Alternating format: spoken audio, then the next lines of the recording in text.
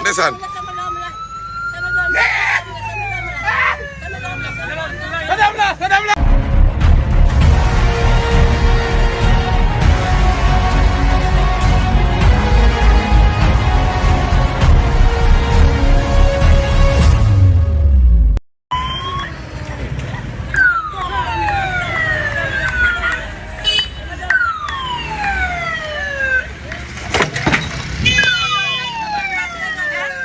looy wax Sonko ndeysaan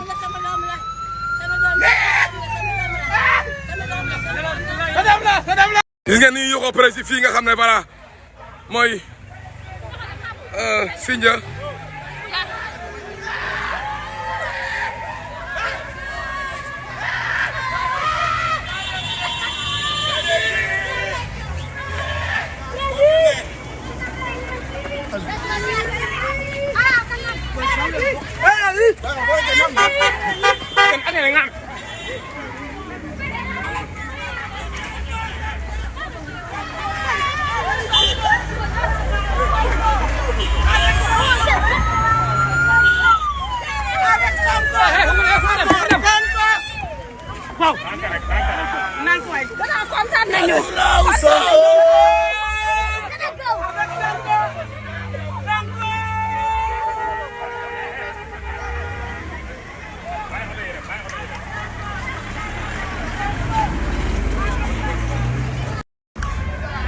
voilà fii Sindia gis ngeen ñu mel fii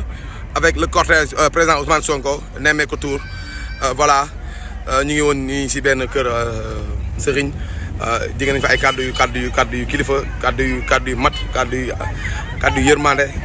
voilà.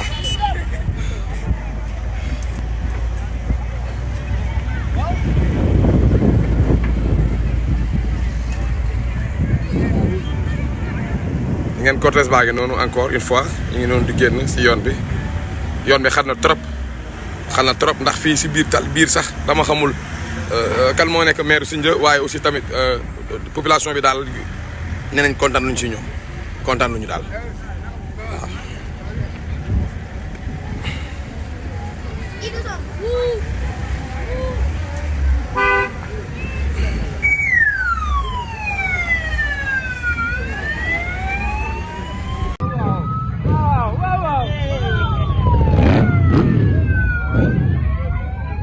voilà jigéen fii seen frère Azoura Fall moo fi nekk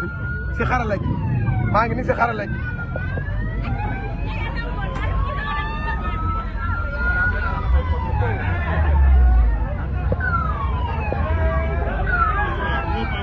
gis naa ko jël naa ko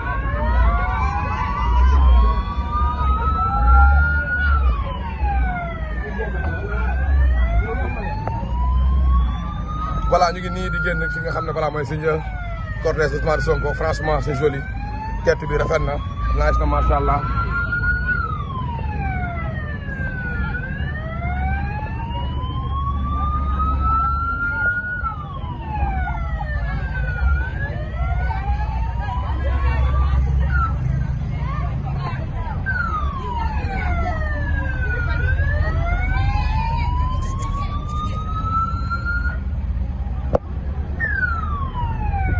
fi nga xam ne voilà mooy Sindia